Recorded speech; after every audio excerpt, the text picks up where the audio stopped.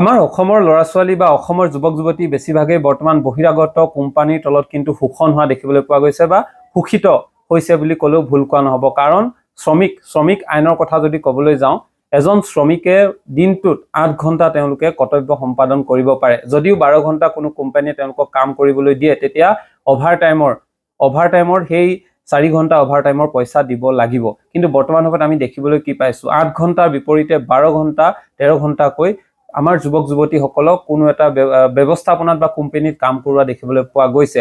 অৰ্থাৎ শ্ৰমিক আইনৰ মতে সপ্তাহটোত 48 ঘণ্টা কাম কৰিব পাৰিব বা 48 ঘণ্টা এজন শ্ৰমিকে কাম কৰাৰ অধিকাৰ আছে। আৰু যদি তাতকৈ বেছিকৈ কৰায় কিন্তু তেওঁলোকৰ আইনমতে দণ্ডনীয় হ'ব। আৰু সপ্তাহটোত এদিন তেওঁলোকক উইকলি যিটো অফ বুলি কয়, উইকলি অফ, সাপ্তাহিকভাৱে এটা দিন তেওঁলোকক বন্ধ দিব লাগিব।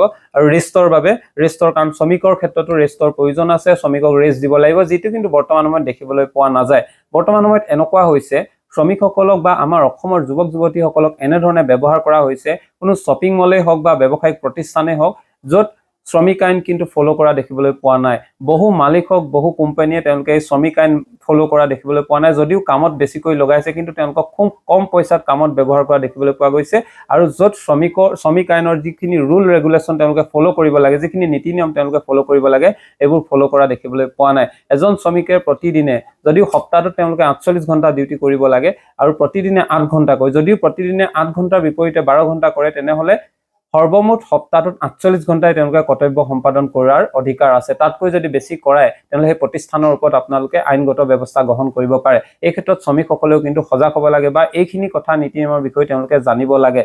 দিনটোত যদি 8 ঘণ্টাতকৈ বেছি কাম কৰে, তেতিয়া তেওঁলোকে অভাৰটাইমৰ পইচা সেই ব্যৱস্থাপনা বা সেই সংস্থাটোৱে আপোনালোকক দিব লাগিব বা সেই কোম্পানীয়ে আপোনালোকক দিব লাগিব। কিন্তু বৰ্তমান সময়ত এনেকুৱা দেখিবলৈ পোৱা গৈছে, আমাৰ অসমৰ যুৱক যুৱতীৰ নিবনুৱা সমস্যা যিধৰণে বৃদ্ধি পাইছে, নিবনুৱা সমস্যা বৃদ্ধি পোৱাৰ ফলত কোনো এটা কাম পাইছো বুলি কৰাৰ ফলতে তেওঁলোকে মাত মাতিলে বা এই সংস্থাটোৰ বিপৰীতে যদি আমি মাত মাতো বা যিটো কোম্পানীত কৰি আছো ইয়াৰ বিপৰীতে মাত মাতিলে তেওঁলোকে আমাক উলিয়াই দিব নেকি, এই ভয় বা এই শংকাত তেওঁলোকে কিন্তু এইবোৰ কথা ক'বলৈ ভয় কৰা দেখিবলৈ পোৱা গৈছে। কিন্তু প্ৰতিজন শ্ৰমিকৰ অধিকাৰ আছে তেওঁলোকে প্ৰাপ্য অনুযায়ী কাম কৰা, আৰু সেই প্ৰাপ্য অনুযায়ী তেওঁলোকে যিখিনি সময় আচলতে শ্ৰমিক আইনৰ মতে যিখিনি সময় কাম কৰিব লাগে, সেইখিনিয়ে প্ৰকৃতাৰ্থত কৰিব লাগে। তাতকৈ ওপৰঞ্চি যদি তেওঁলোকক ইউজ কৰিব বিচাৰে, তেনেহ'লে এই ক্ষেত্ৰত তেওঁলোকে মাত মতাটো এটা অধিকাৰ, কিন্তু যিটো বৰ্তমান সময়ত অসমত শোষণ কৰাহে দেখিবলৈ পোৱা গৈছে। অসমত বিশেষকৈ বহিৰাগত বহু কোম্পানীয়ে আমাৰ অসমীয়া যুৱক যুৱতীসকলক বাৰুকৈ শোষণ কৰিছে, য'ত কিন্তু বিশেষ ব্যৱস্থা গ্ৰহণ কৰাৰ ক্ষেত্ৰত অসম চৰকাৰে বিশেষ ব্যৱস্থা গ্ৰহণ কৰিব লাগে বুলি আমি অনুভৱ কৰোঁ।